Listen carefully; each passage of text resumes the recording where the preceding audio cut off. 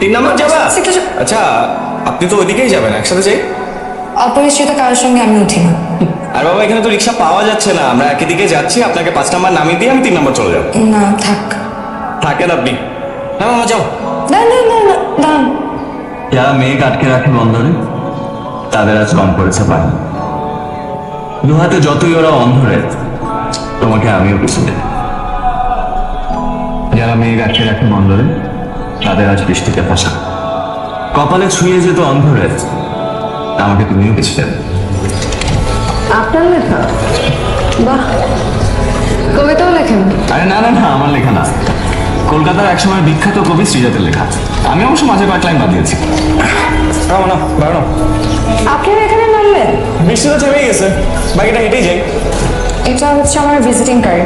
কখনো যদি কোনো কিছু প্রয়োজন হয় বা আমাকে মনে হয় তাহলে নাম দিবেন। আমার তো কার্ডটার নাই, আমি তো কার্ডলেস মানুষ। আপনার নাম্বারটা আমাকে দিয়েছেন? কংগ্রাচুলেশনস নীরা, আমাকে পাওয়ার জন্য তোমাকে অভিনন্দন। কি বললো? ফার্সি। তুমি আমাকে পাইছো, খুশি হও নাই? অনেক খুশি। চিপু, তুমি একটা জবও করো না, মাঝে মাঝে কি একটা সাইড বিজনেস করো, টাকা আসে আবার নাই, নাই মানে নাই, একদম নাই।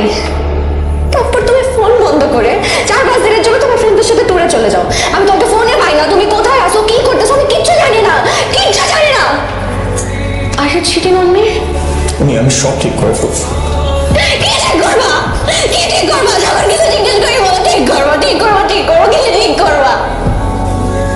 Trust me please. I just cannot trust you anymore. আপু। কি রে, ঘুম থেকে উঠছিস? উঠলাম মাত্র। আচ্ছা, তোর শরীর এখন কেমন? টেনশন করো না আপু, এত সহজে মুখছে না আমি। কি সব আবল তাবল কথা বলিস তুই? আকাশে যখন মেঘ দেখা গেছে, বৃষ্টি তো নামবে। আমার ভাইটা বাঁচবে না রে বল। ডাক্তার আশা ছেড়ে দিছি। এত সব কে রেডি করলো? তুমি তো এতটা গোছানো ছিল না আসিফ। আমরাই তো বলি জীবনে খারাপ সময় মানুষ চেনা যায়। এখন আমার খারাপ সময় চলছে, তার মানে হচ্ছে তুমি আমাকে নতুন করে চিনতে পারছো। আসিফ, তুমি আগে থেকে এমন হয়ে যাবে, তুমি তো দায়িত্বকে ঠিক ছিলে।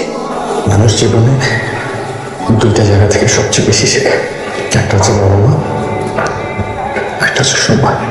আমার এই জীবনের শেষ কয়টা দিন আমি তোমার সাথে কাটাতে চাই না। তুমি জানো না, মেয়ে মানুষ সবকিছু মেনে নিতে পারে, কিন্তু নিজের প্রতি প্রিয় মানুষের অপরাধ তুমি মেনে নিতে পারে না। কিছু মানুষ মেয়ে অবহেলার মধ্যে দিয়ে ভালোবাসে, কিন্তু সেটা হয়তো সবাই বোঝে না। এই যে তুমি আমাকে ছেড়ে চলে গেলে, হয়তো ডিভোর্স লেটার পাঠাবে, এতে কিন্তু তোমার প্রতি আমার ভালোবাসা 1 বিন্দুও কমে নেয়।